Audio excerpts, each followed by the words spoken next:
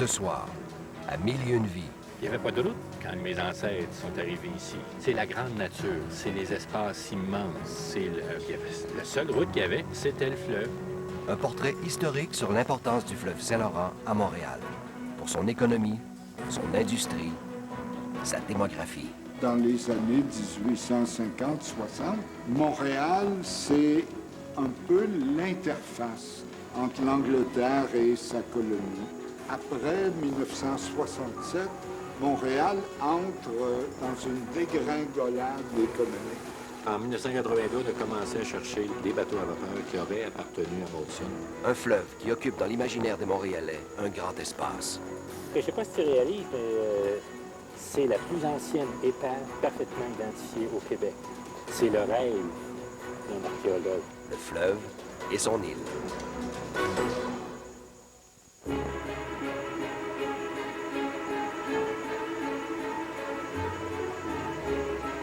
Le fleuve Saint-Laurent est la grande voie d'arrivée et de passage qui trace le sillon de l'histoire de Montréal. Sa fougue fascine encore ces jeunes assoiffés d'aventure.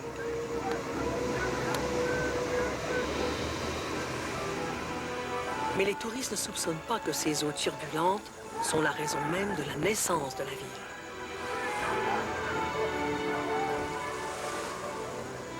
Les rapides de la Chine, c'est le premier d'une série d'obstacles à la navigation sur le Saint-Laurent. Dès le départ, les Montréalais cherchent à contourner les rapides en créant un canal qui traverse l'île. Mais pendant des siècles, le canal demeure un rêve. Ces bateaux-là, il fallait les décharger, transporter les marchandises jusqu'à la Chine et continuer comme ça. Ce n'est qu'au milieu du 19e siècle qu'une foule curieuse ose embarquer sur les bateaux à vapeur et défier les rapides. Elle fait confiance au progrès et à son brave capitaine. Mais, parfois, c'est le naufrage. Les touristes célèbrent leur exploit en envoyant des cartes postales. Pourtant, pour les bateaux commerciaux, les rapides restent infranchissables. Ça veut dire que Montréal est un lieu de transbordement obligatoire des marchandises.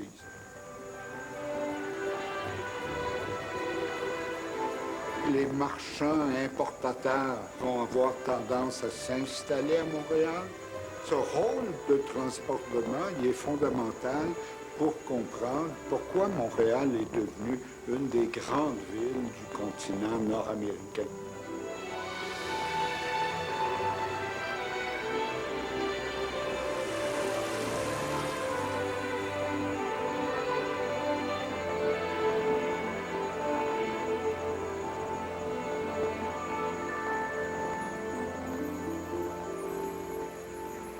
Le Lois McClure est un bateau-musée, une réplique parfaite d'un voilier utilisé autrefois pour le commerce.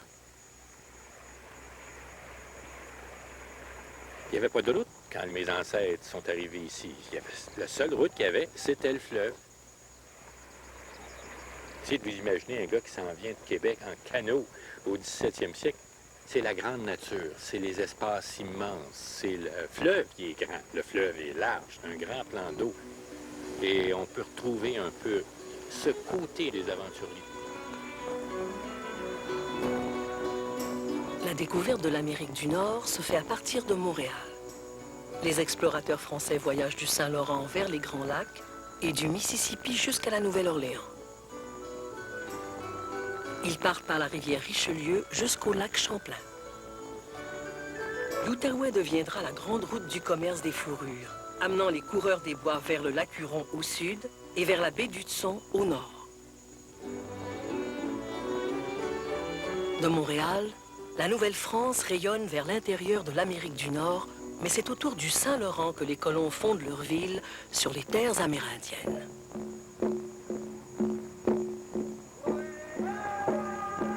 Tous les grands établissements de la Nouvelle-France se retrouvent exactement là où étaient les villages des Iroquois du Saint-Laurent. Donc à Québec, à Trois-Rivières et finalement à Montréal.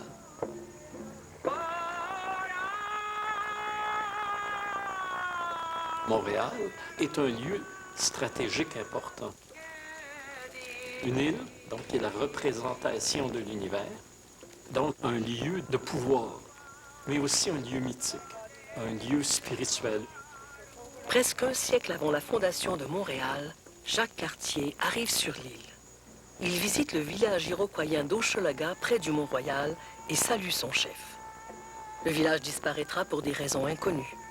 Mais l'île est restée un carrefour d'échanges. Sur cette pointe, entre la rivière Saint-Pierre, aujourd'hui disparue, et le Saint-Laurent, des chercheurs mettent au jour des objets révélateurs de la présence amérindienne. Ils étaient là avant, durant et après l'arrivée des colons français. Archéologiquement, nous trouvons beaucoup de traces de ces deux cultures qui vivaient ensemble et qui se côtoyaient. Ancienne écurie devenue garage, le sous-sol de ce lieu a été préservé. C'est le plus ancien site archéologique sur l'île. Nous avons quelques objets qui viennent de leur quotidien. Des perles de verre venues d'Europe que les Autochtones attachaient à leurs vêtements ou à leurs cheveux. Des fragments de céramique provenant d'une tribu venue de loin. Des balles de fusil européens utilisées par des Amérindiens et une pipe amérindienne. Ils ont aussi sorti de ces terres une pipe hollandaise, fumée peut-être par les premiers arrivants venus de France.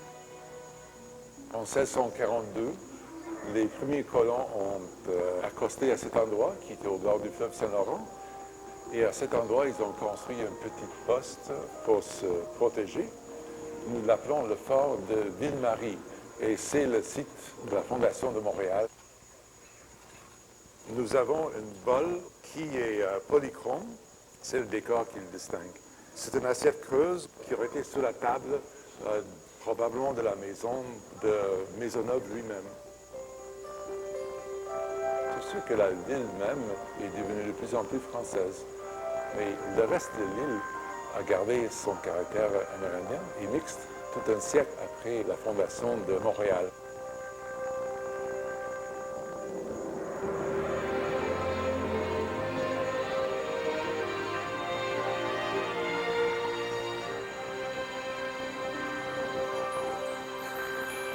Il y a au milieu de l'île un jardin secret qui nous relie au premier temps de Montréal. Au fil des saisons, les religieuses y cultivent leur foi. Installées devant le Mont-Royal, elles sont les hospitalières de Saint-Joseph, les premières soignantes de la ville. Les sœurs habitent encore à l'arrière de l'Hôtel-Dieu, l'hôpital qui était au centre de leur mission. L'Hôtel-Dieu de Montréal était le seul hôpital jusqu'à temps que le Montreal General soit ouvert. Alors les sœurs ont soigné les malades de Montréal durant presque 200 ans. Les 3 premières hospitalières arrivent à Montréal pour aider Jeanne Mance, directrice de l'hôpital et cofondatrice de la ville. Le musée a été ouvert il y a 20 ans. J'étais la fondatrice du musée. En son cœur, le visiteur découvre un portrait de Jeanne Mance. Une énigme demeure. Le peintre l'a réalisé 200 ans après sa mort. Est-ce bien son vrai visage?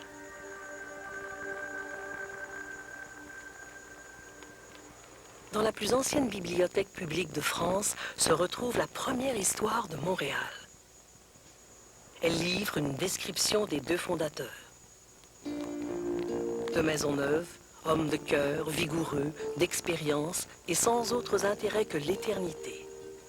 Jeanne Mance, une personne pareillement dégagée pour venir soigner des pauvres malades et des blessés dans ce pays si éloigné, si sauvage, si incommode. Jeanne Mance est originaire de Langres, en Champagne.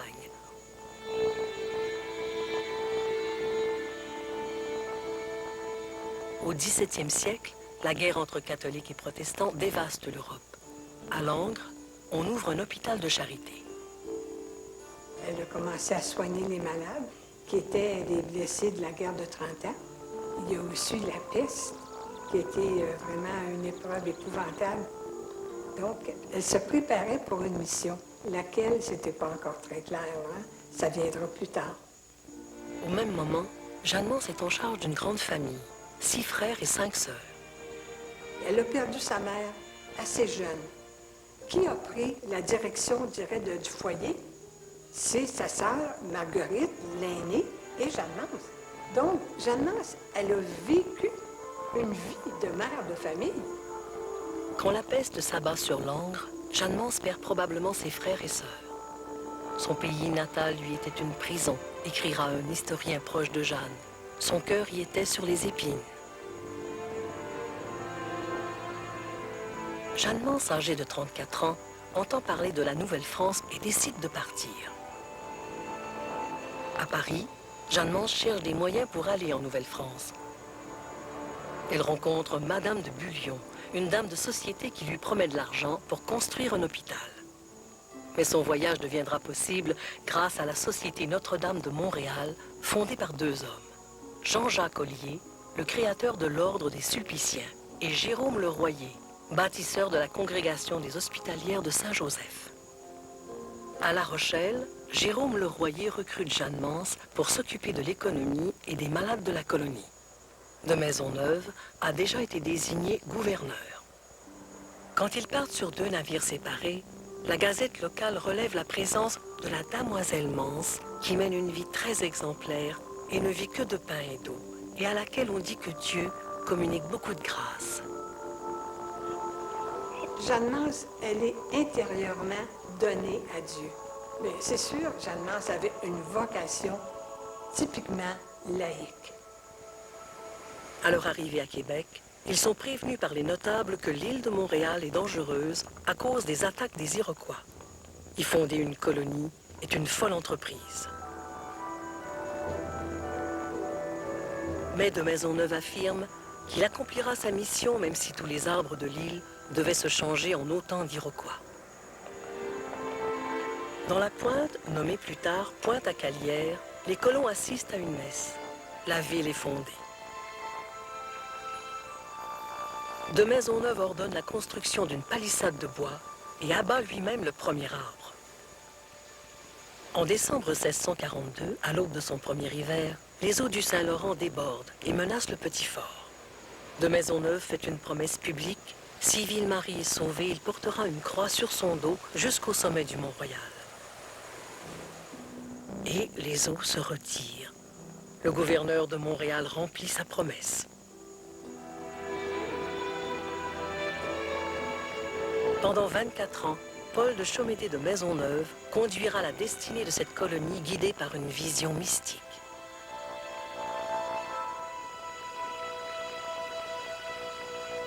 C'est un groupe très religieux et le nom de leur organisation le dit très bien, la Société de Notre-Dame de Montréal pour la conversion des sauvages de la Nouvelle-France. Mais leur mission se heurte aux attaques constantes des Iroquois, alliés des Anglais, qui se battent pour le contrôle de cette île stratégique. Plus tard, pour chercher de l'aide dans la maison mère des Hospitalières au nord de la France, Jeanne Mance gravira ses escaliers. Mais pour l'instant, le retour est impossible. Elle prend soin d'une cinquantaine de colons qui luttent pour survivre. En l'année 1650, les Iroquois, après la défaite qu'ils firent des Hurons, recommencèrent à nous attaquer si souvent qu'ils ne donnaient point de relâche. Il fallut faire abandonner les maisons et mettre les familles dans le fort. On ne parlait d'autre chose sinon que tout le monde voulait quitter. Dans son petit hôpital, Jeanne Mance s'occupe d'un colon scalpé par les Iroquois. Pour sauver la colonie, elle doit prendre une grave décision. Moi, faisant réflexion sur ces choses, et dans une grande peine et angoisse, il me vint en penser qu'il y avait 22 000 livres prêtes à être remboursées en France. Que ce serait un bon moyen de prendre cette somme pour m'amener des hommes, pour conserver cette habitation, plutôt que de l'abandonner faute de secours à la merci de ces barbares. La nécessité me pressait à la dernière extrémité. Ainsi, je m'en allai de là en faire proposition à monsieur le gouverneur. Le gouverneur Paul de Chomédé de Maisonneuve accepte l'offre. Bienvenue au premier marché de Montréal! Venez-vous-en! Profitez-en pour circuler, pour acheter, pour boire! De Maisonneuve quitte Montréal pour Paris, afin de récupérer l'argent promis à Jeanne Mance pour son hôpital. Enfin, il a les moyens de former une grande recrue. Une centaine de nouveaux colons arrivent par le fleuve. Parmi eux, Marguerite Bourgeois, qui enseignera aux enfants de la colonie. La mission d'évangélisation des Amérindiens se poursuit. Mais les Iroquois menacent toujours Montréal. La ville ne reçoit pas de renfort militaire français jusqu'au moment où Louis XIV devient roi de France. Le roi envoie alors le régiment de Carignan-Salière, composé de 1100 soldats.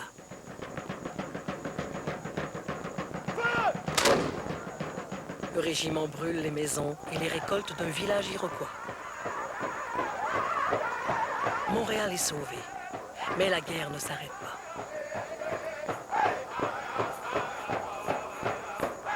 Le chef Huron, Kondiaronk, est convaincu que pour sauver les peuples autochtones, il faut rallier l'ensemble des nations. Le rusé est très fin. Diplomate Kondiaronk se promène partout et a compris aussi qu'une paix stable ne peut être qu'une paix globale. C'est un travail très compliqué qui dure des années, mais finalement, l'aboutissement de tout ça, c'est en 1701. Les chefs amérindiens de l'ensemble de l'Amérique du Nord se rassemblent au village de l'ancien Kanawagé, sur la rive sud du Saint-Laurent. Lors du voyage, ils voient sur leur peuple décimé les ravages des maladies contagieuses venues d'Europe. Le bruit avait couru que la maladie était grande à Montréal. Nous avons trouvé bien de nos frères morts le long du fleuve, mais nous nous sommes fait un pont de tous ces corps sur lequel nous avons marché. Kondiaronk, gravement malade, continue pourtant son plaidoyer pour la paix. Il était un grand orateur, quelqu'un qui savait convaincre. Il dit justement à propos de la grande paix qui arrive, le soleil a chassé les nuages et l'arbre de la paix brille aujourd'hui sur la plus belle montagne de la terre. Alors on voit que c'est un homme qui a une tournure poétique. Par la grâce de l'histoire, Kondiaronk vient mourir à Montréal la veille de la conclusion du traité de la Grande Paix de Montréal, qui était l'œuvre de toute sa vie. Si les autorités de la colonie fument le calumet de la paix, les chefs amérindiens s'inventent une signature. Et cette idée de devoir prendre une plume et de laisser une marque en bas d'un parchemin, ça devait être quelque chose de plus curieux. Et très souvent, c'est une figure animale qu'on voit, qui les représente. Voici des gens qui, devant une situation nouvelle, inventent une façon de faire qui leur ressemble beaucoup.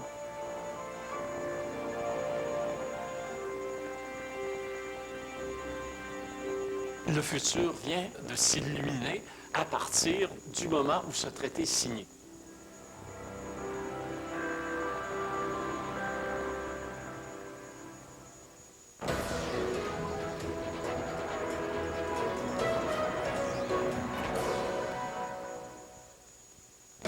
Mardi. Jusqu'aux années 70, la loi interdisait l'accès des tavernes aux femmes. Il y a 747 places à Montréal, tu peux emmener les femmes. Amène-les pas d'une taverne, c'est un sanctuaire pour hommes. Puis, la loi changea. Quand les femmes sont rentrées, la taverne n'existait plus.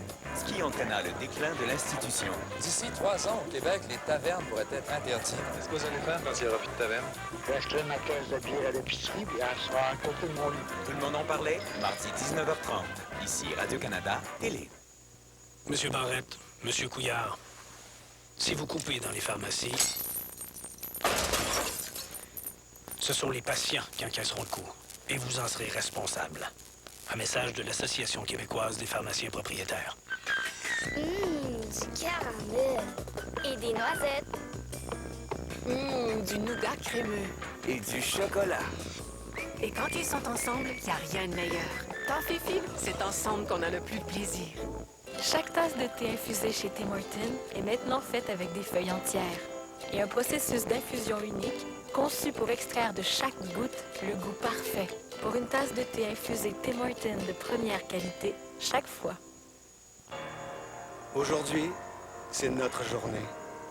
Pour tout recommencer, pour repartir à zéro, pour saisir 1001 occasions et faire plus de choses qui comptent. Aujourd'hui, grâce à Quaker, on prend notre destin en main. Pas l'an prochain, ni la semaine prochaine, et certainement pas demain.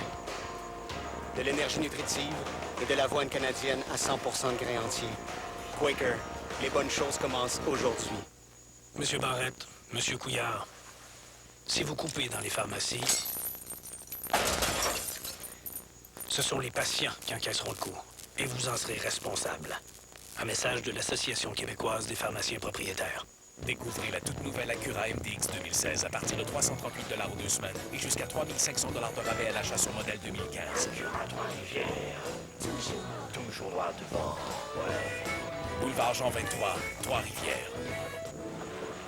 C'est incroyable. Hey, c'est la même auto. Exactement comme on l'avait laissé. Une machine à voyager dans le temps. J'ai pris ma première cigarette dans cette auto-là. On en a fumé tellement. Et quand tu y penses aujourd'hui, là, c'est pas facile d'arrêter. J'ai essayé tellement souvent, mais c'est la dernière fois. C'est ici que j'ai commencé à fumer, mais c'est ici que je vais arrêter. Mais je fais pas ça tout seul. Les médicaments d'ordonnance sans nicotine peuvent vous aider. Consultez votre médecin. Vivez la passion au volant de la nouvelle Acura TLX 2015. 198 $ aux 2 semaines et 1000 $ de crédit à la livraison inclus. Acura Trois-Rivières. Toujours droit devant, ouais. Boulevard Jean 23, Trois-Rivières.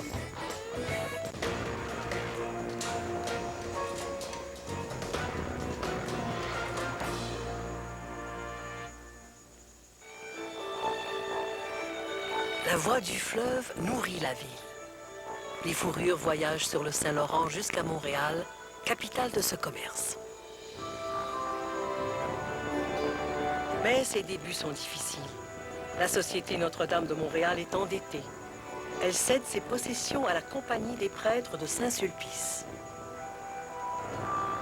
Ils deviennent les seigneurs de l'île. L'immeuble du séminaire de Saint-Sulpice à Montréal, c'est le plus ancien encore debout dans la ville. C'était le lieu de pouvoir, hein? C'était le siège du Seigneur. Je vous suis. Alors ici, on se trouve Au sous-sol de l'aile de John Hostel. Et c'est ici que dans l'une des voûtes que l'on conserve les archives de la Compagnie des prêtres de Saint-Sulpice.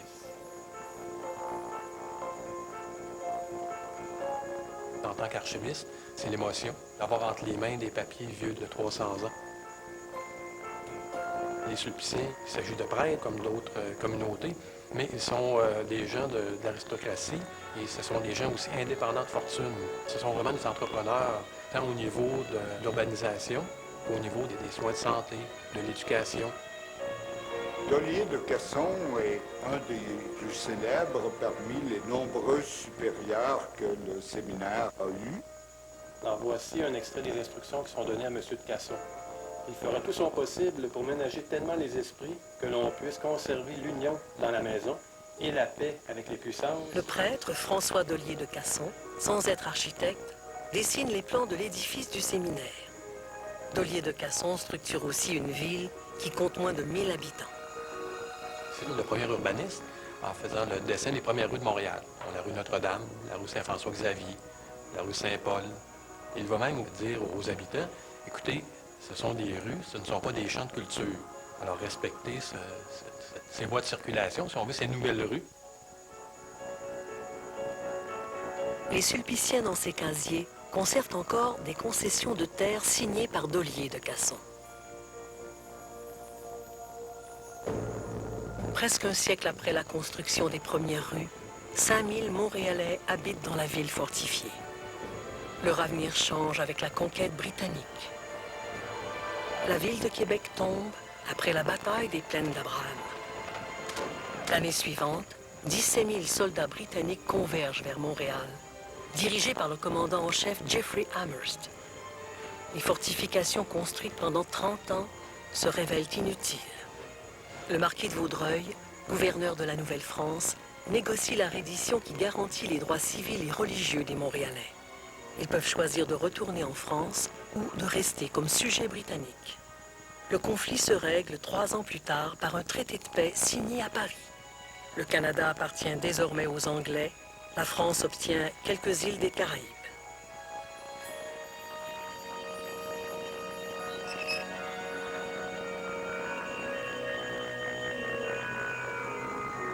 Les prêtres sulpiciens, qui sont tous français à l'époque, se retrouvent isolés.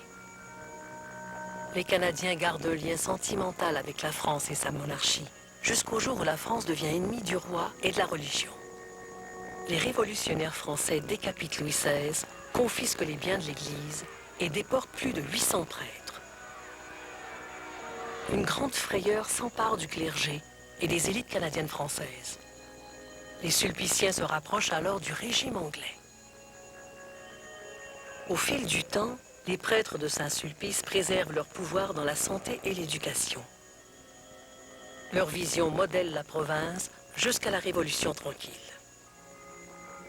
Le séminaire de Saint-Sulpice a contribué à la fondation d'un grand nombre d'institutions. Les racines catholiques sont fondamentales pour comprendre le cheminement de l'histoire de Montréal. C'est un sulpicien qui écrit la première histoire de Montréal, Dollier de Casson. Il recueille le témoignage de Jeanne Mance alors qu'il est soigné à l'hôpital. Jeanne est à la dernière année de sa vie. Dans un testament écrit de sa main, elle lègue ses biens aux pauvres de l'hôpital et aux hospitalières.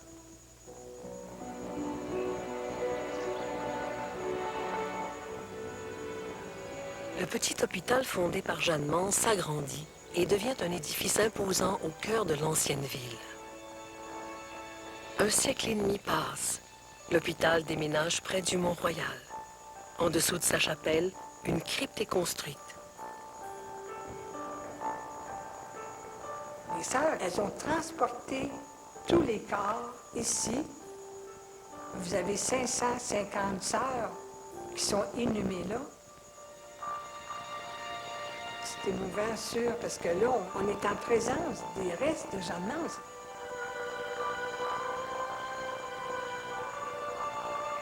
On ne peut pas oublier que ce qu'on a aujourd'hui, c'est un héritage. Quand Sœur Paillé fait ses vœux en 1950, les hospitalières sont les responsables de l'ensemble des départements de l'Hôtel-Dieu. Quand ils ont vu que l'hôpital s'agrandissait, puis que ça prenait du personnel, puis tout ça, elles ont fondé une école d'infirmières en 1901 à l'Hôtel-Dieu jusqu'en 1970, alors que le ministère de l'Éducation a sorti les écoles d'infirmières des hôpitaux pour créer les cégeps. On a formé 3000 infirmières. Ces dernières années, bien, les sœurs ont vieilli. Alors, elles continuent à servir d'une autre façon, à être bénévoles. Je suis une personne optimiste. Il va toujours avoir de ces personnes qui vont se consacrer à Dieu pour les autres.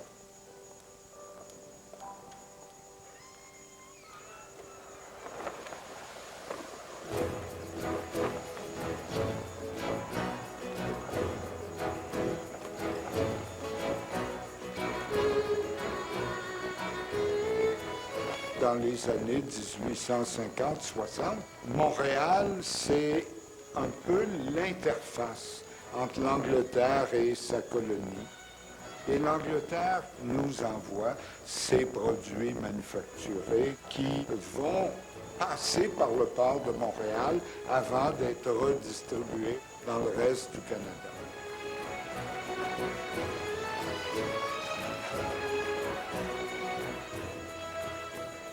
Tout au long du 19e siècle et jusqu'à la Première Guerre mondiale, presque 4 millions d'immigrants entrent au Canada par le port de Québec. Un grand nombre ira à Montréal, attiré par la richesse de la métropole qui est en pleine expansion. La majorité des immigrants sont des anglo-saxons, des Irlandais, des Anglais et des Écossais.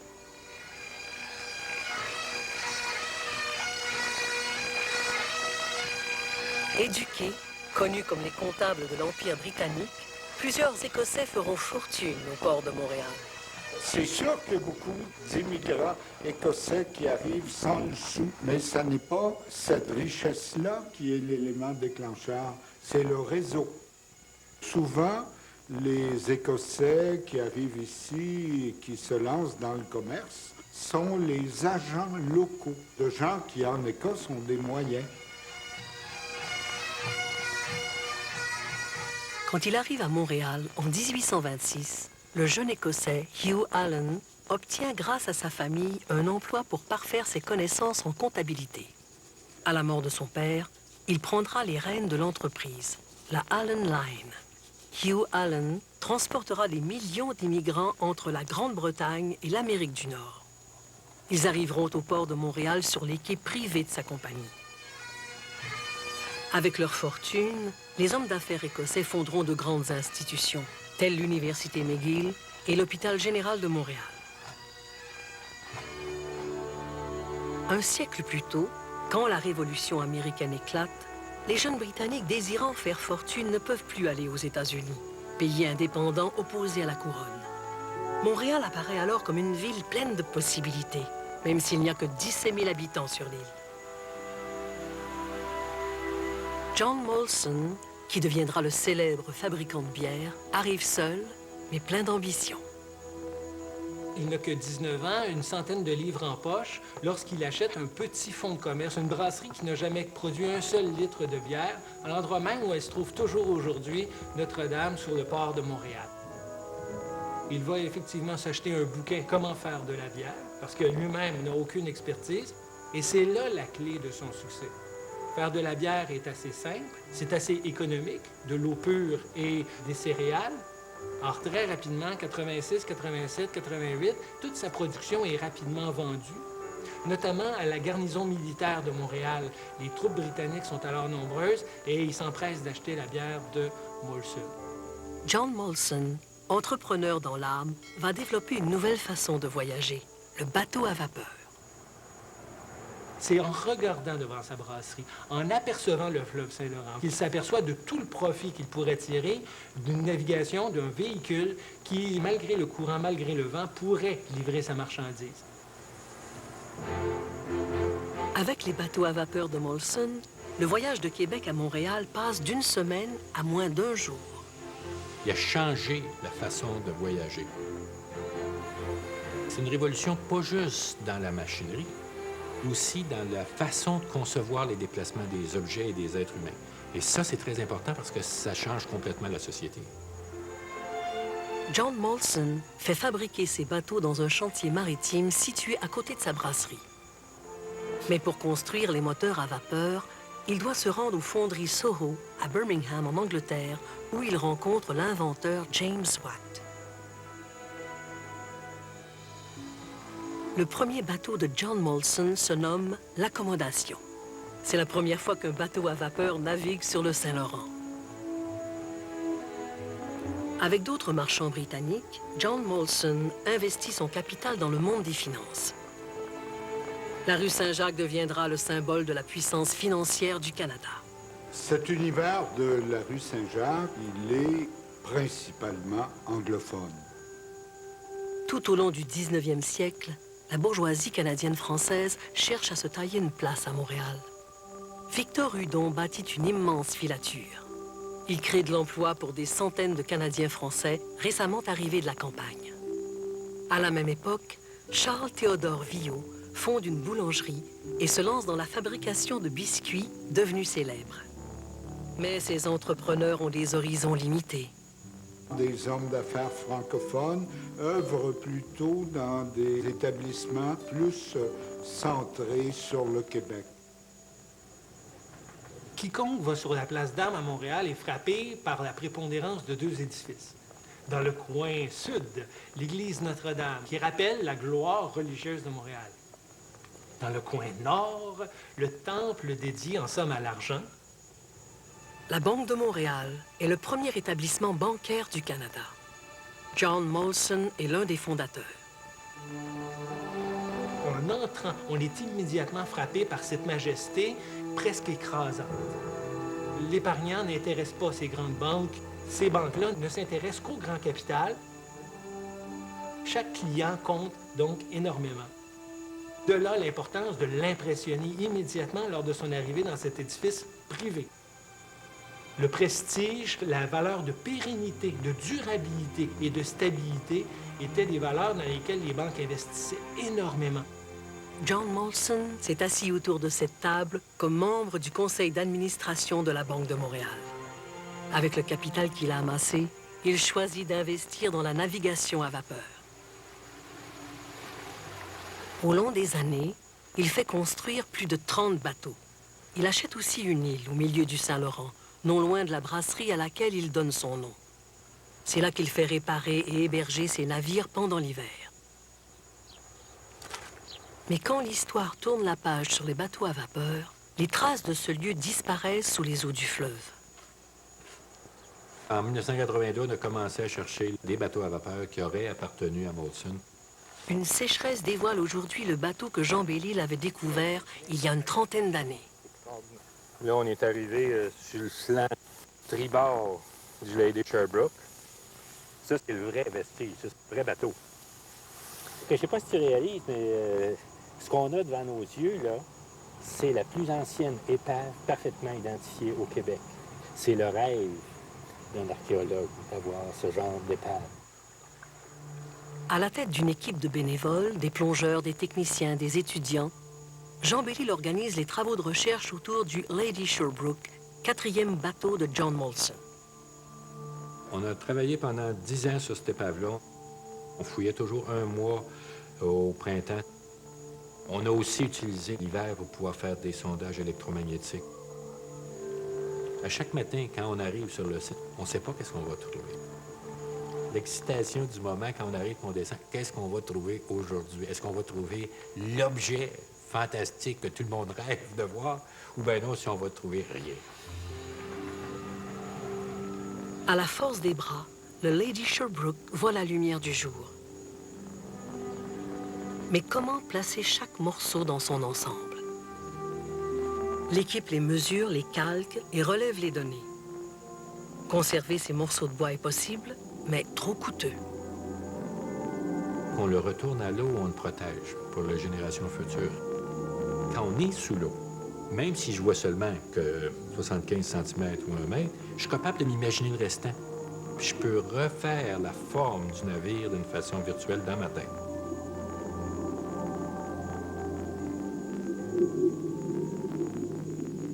C'est quand même un méchant défi. On a créé à l'échelle au 10e une maquette qui est une maquette archéologique, c'est-à-dire le navire tel qu'il est aujourd'hui, pas tel qu'il était à l'époque. C'est vraiment le navire. John Molson a osé. Le Lady Sherbrooke, c'est en fait un exemple de son travail, de cette mentalité. Il a essayé quelque chose de neuf et ça a marché.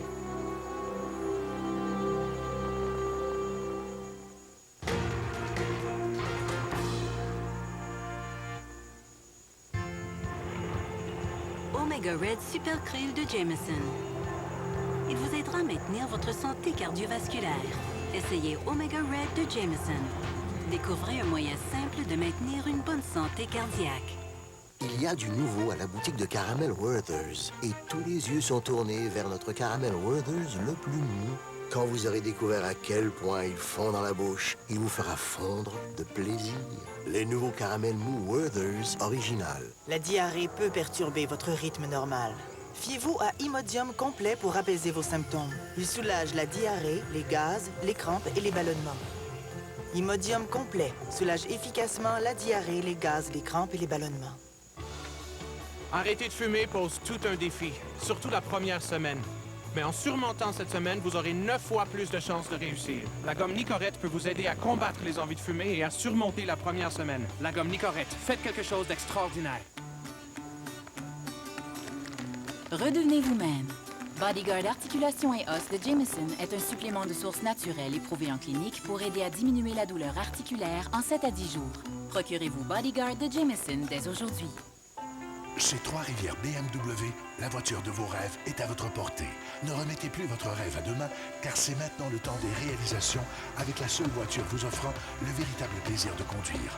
BMW, c'est plus accessible que vous ne le pensez. Offrez-vous la BMW 320i X-Drive 2015 pour 399 $ par mois à un taux de 1,9% sur location 48 mois. Une équipe de passionnés comme vous, c'est ça Trois-Rivières BMW. La passion nous conduit. Qui a le prix, qui a le gros, qui a Trois-Rivières. Cette semaine, l'événement Rouler plus, payer moins est prolongé. Loué au prix du gros, le Rio 5 à partir de 34 $ ou optez pour le meilleur VUS, le Sportage à partir de 55 $ par semaine. On coupe les prix sur nos rondeaux qui sont offerts à partir de 16 975 $. La liquidation des Sorento 2015 tire aussi à sa fin, puis d'économiser plus de 5 000 $. Avec le prix du gros, vous sauvez toujours de l'argent. Ça, c'est garanti. Qui a Trois-Rivières, 3790 boulevard G.D. Kruger. Mort et désolation au Népal. Le bilan provisoire du séisme frôle les 1400 morts et le cœur historique de Katmandou est dévasté. L'onde de choc se fait sentir jusque chez nous. L'Agence métropolitaine de transport disparaîtra au profit de 2 nouvelles structures. Le maire Coder a obtenu ce qu'il voulait, mais les usagers seront-ils gagnants? Après la bière et les boissons gazeuses, le gouvernement du Québec souhaite instaurer la consigne sur les bouteilles de vin. Mais pour les marchés d'alimentation, il s'agit d'un fardeau qu'il refuse d'assumer. À plus tard.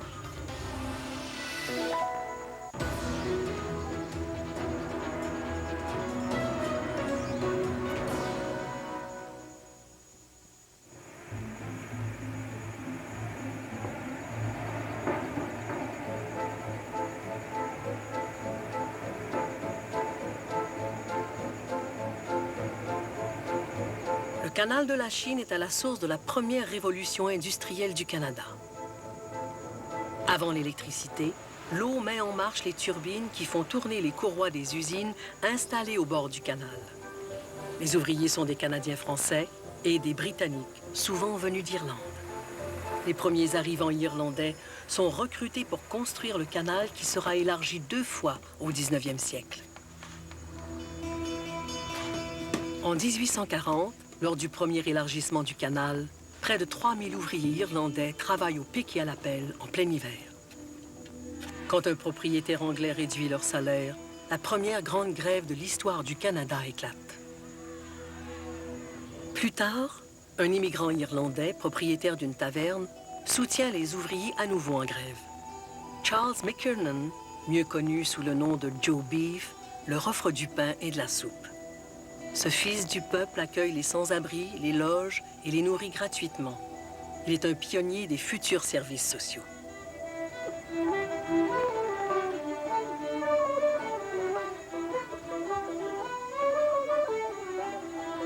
Vers 1850, la moitié au moins de tous les anglophones de Montréal sont des Irlandais. Griffintown et Pointe-Saint-Charles sont vraiment perçus comme des symboles de la communauté irlandaise à Montréal.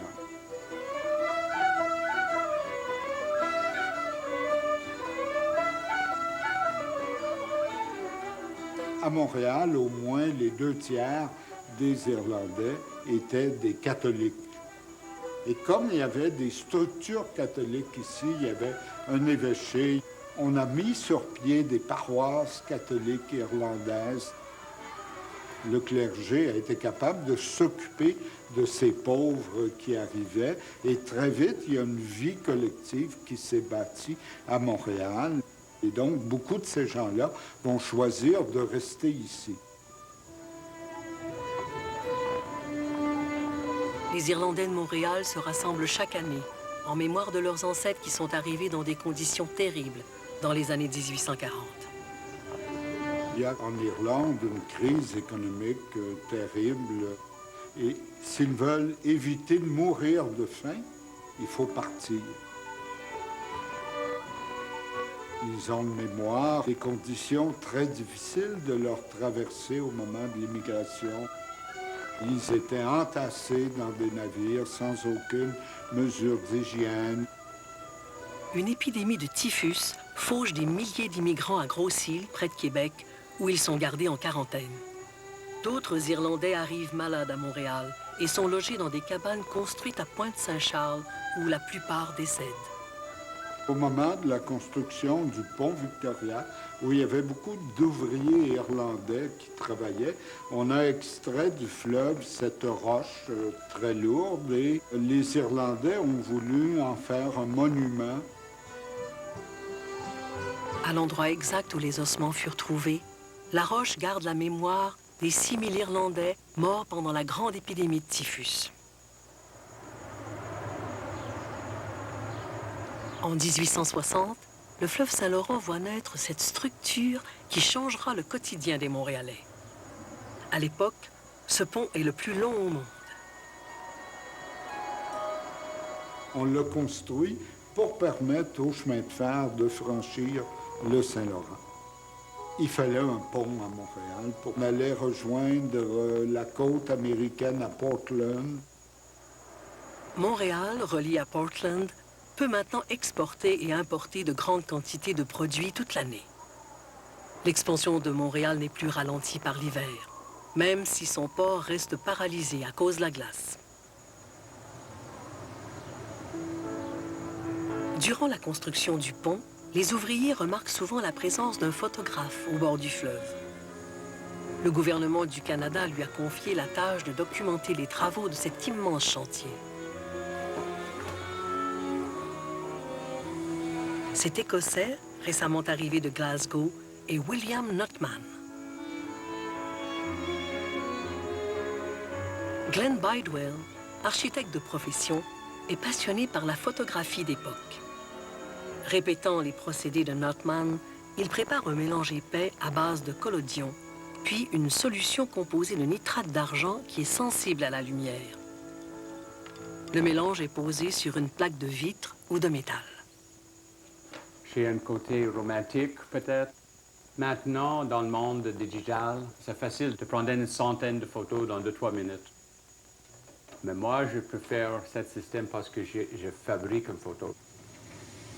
Glenn et son assistant sont prêts à rendre hommage au plus grand photographe canadien du 19e siècle. Glenn prépare la plaque au dernier moment. Il n'a que quelques minutes pour prendre son image. Au soleil, le photographe doit exposer la plaque pendant 1, 2, 3 secondes. Rapidement, une image argentée se dessine.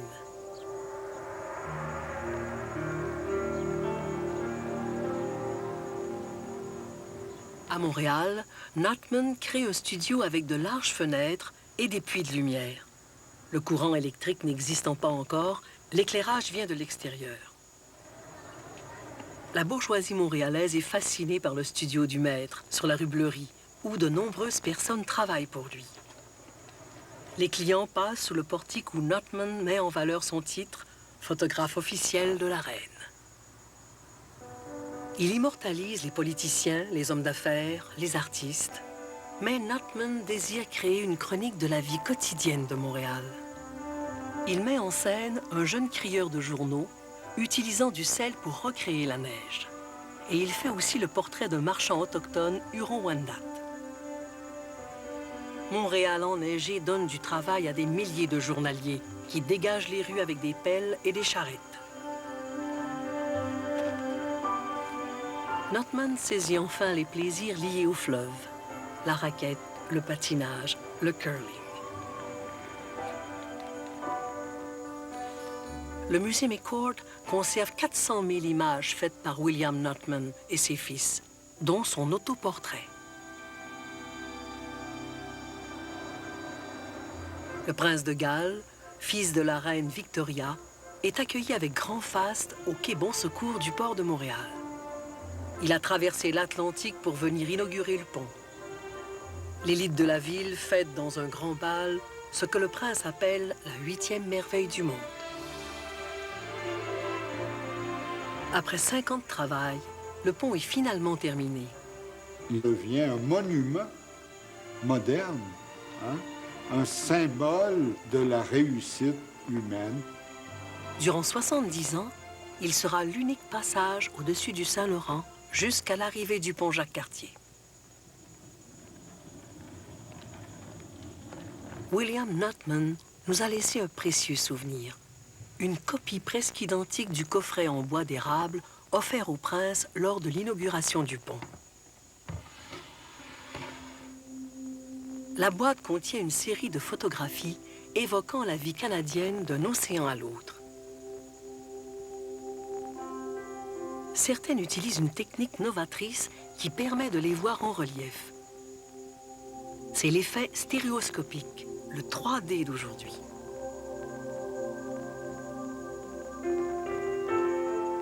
William Nutman aura construit la plus grande entreprise de photographie en Amérique du Nord, avec 7 studios au Canada et 13 aux États-Unis. Ses fils prendront la relève jusqu'en 1935. Vers la fin du 19e siècle, Montréal est en pleine ébullition. Arthur Buy, un célèbre chroniqueur canadien-français, exprime son étonnement. Je vois une ville presque métamorphosée, d'innombrables maisons et des rues nouvelles, une vie sociale singulièrement modifiée dans ses allures et dans son caractère. Le train arrivant jusque sur les quais, des palais construits par des banques et habités par des gens excessivement recherchés. Montréal a secoué ses ailes. Il a jeté dans l'espace la poussière de ses langes et s'est élancé d'un bond vers l'avenir comme ces jeunes lions qui sentent autour d'eux l'immensité du désert et qui veulent le conquérir.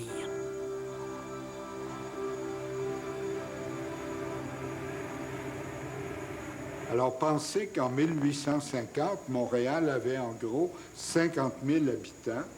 En 1914, elle en a 10 fois plus, un demi-million d'habitants déjà. En 1930, on est rendu à 1 million d'habitants quand on compte la ville et sa banlieue. Alors, c'est une expansion époustouflante. Le port grandit à toute vitesse grâce à l'augmentation des exportations de blé provenant de l'Ouest canadien. En l'espace de quelques années, il a fallu construire à Montréal des installations considérables pour manipuler ce blé canadien. On met en chantier un premier élévateur à grains qui permet de transporter le grain de l'élévateur vers le bateau. À la fin des années 20, Montréal était le grand port d'exportation des céréales, le plus grand en Amérique du Nord.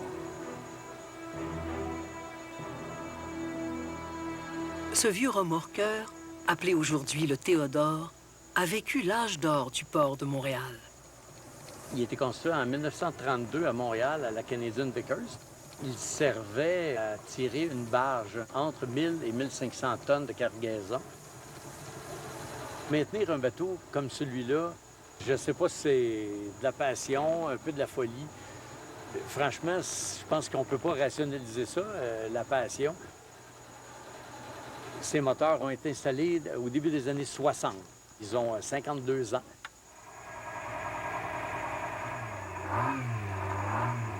Les gens sont jamais insensibles au Théodore. Montréal a été développé par l'eau. On fait peut-être un petit brin partie de l'histoire. À l'époque, quand le Théodore remorque de grandes embarcations, le port est un monde en soi, habité par des milliers de débardeurs. Il y avait une animation phénoménale dans le port pendant l'été. Quand un navire arrivait, il fallait le décharger. Et un grand nombre de débardeurs étaient embauchés pour décharger le bateau. Puis souvent, ils devaient travailler jusqu'à ce que ça soit fini. Alors, ils pouvaient faire 24 heures de suite. Des scaphandriers affrontent les eaux glacées du Saint-Laurent pour vérifier l'état des coques des navires. À l'heure du midi, les cantines se remplissent. La famille Bousquet cuisine à quelques pas des quais. Les amitiés se tissent. Madame Blanchet, elle, trouvera parmi les marins l'amour de sa vie. Le fleuve appelle au voyage, un rêve inaccessible pour certains, un projet grandiose pour l'élite de la ville qui part en première classe à la découverte de l'Europe. Mais le port perdra son visage humain à cause de grands virages technologiques. Le chenal, creusé dans le fleuve, permet le passage d'immenses navires sans qu'ils n'aient à s'arrêter à Montréal. En même temps, les marchandises arrivent par conteneurs. Le conteneur, c'est la fin de la force des bras. Les débardeurs sont remplacés par des opérateurs de machinerie lourde. Et c'est un travail qui va, à toute fin pratique, disparaître. Au début des années 60, Montréal prépare le site d'une exposition universelle au milieu du Saint-Laurent. La ville est en effervescence et invite le monde sur les rives du fleuve. 850 bâtiments sont construits sur les îles Notre-Dame et Sainte-Hélène. Montréal s'imagine un avenir de croissance sans limite. Mais ses espoirs s'évanouissent. Pendant des années, Montréal sera en déclin. Après 1967, Montréal entre dans une dégringolade économique parce que ce qui était les piliers de son économie, c'est en train de tomber. Quand le Royaume-Uni adhère au marché commun européen, Londres doit acheter son blé à l'intérieur de l'Europe. Montréal perd cette relation privilégiée qu'on avait avec l'ancienne métropole britannique. Les grands silos qu'on avait construits au début du 20e siècle deviennent inutiles. On en démolit 2 dans le Vieux-Port. Il y a le silo numéro 5 qui reste là, mais qui est vide, qui est inutilisé. C'est comme un vestige industriel.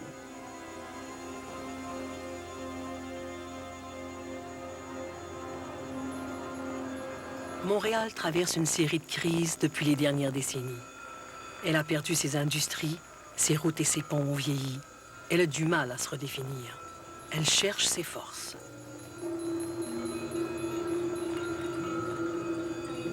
Montréal a des atouts qui font qu'elle n'est pas une simple métropole régionale. C'est un point de rencontre d'influence très française, très britannique et plus récemment diversifiée.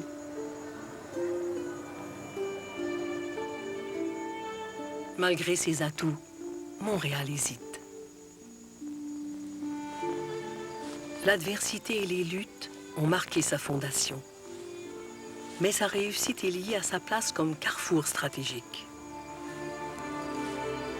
Lieu mystique, île convoitée, Montréal est bercé par l'un des plus grands fleuves au monde.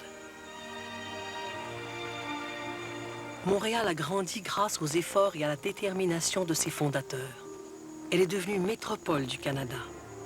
Maintenant deuxième plus grande ville du pays, Montréal retrouvera-t-elle un nouveau souffle?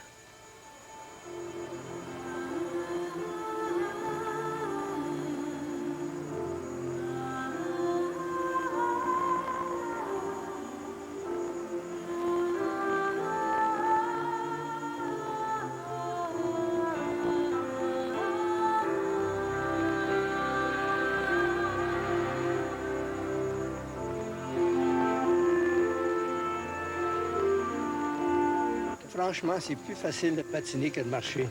Ces octogénaires pratiquent de 2 à 3 fois par semaine. Certains jouent depuis leur enfance, d'autres depuis quelques années à peine. Le plus âgé a 86 ans, avec son chandail pour le prouver. Le temple de la renommée 80 ans et plus à Ottawa-Gatineau est né il y a 3 ans. La bonne forme de chaque octogénaire se voit félicitée. On tombe en enfance. Oui.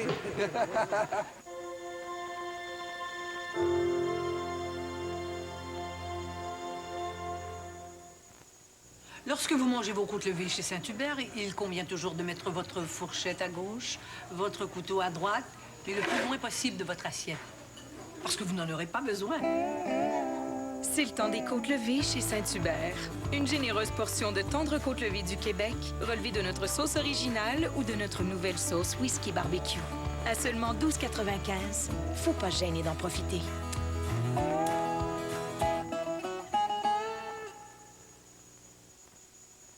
Ce soir au téléjournal, tremblement de terre sur le toit du monde.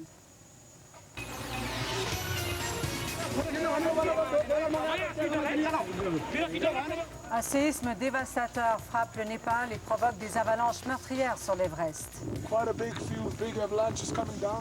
Les Népalais d'ici et le monde de l'alpinisme sont sous le choc.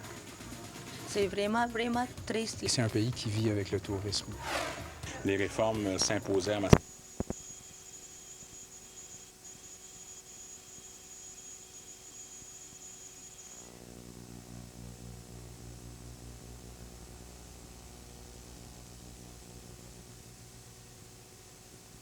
Découvrez les plaisirs de la fine cuisine sichuanaise et thaï à la Nouvelle-Vallée de l'Orchidée. Pour vous régaler dans le confort de votre foyer, profitez des commandes pour emporter ou de notre service de livraison gratuit. La Nouvelle-Vallée de l'Orchidée, le meilleur de la gastronomie asiatique. On s'en va voir ce que le Québécois pense de nos bars granola Quaker Nature. C'est les fruits à cordes que j'ai jamais mangé. En premier, c'est la pomme. Après ça, c'est l'érable. C'est assez naturel, ça fait un côté un peu campagnard. Il goûte notre nouvelle barre Quaker Nature au quinoa. C'est vraiment bon. Ça goûte le chocolat, ça goûte les amandes. Ensuite, le quinoa. Q-I-N-O-A. Parfait, bien dosé, croquant. J'en achèterai. Et voilà, les Québécois craquent pour Quaker Nature et nos nouvelles barres au quinoa. Non, c'est pas pour toi. Bon, c'est une recette. Toute simple. On va commencer en mettant. Il y a eu enfant, il n'y en a jamais trop dans ce step.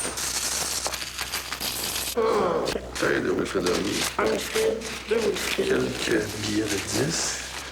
Chevalade. Échec. Ça va être bon, ça.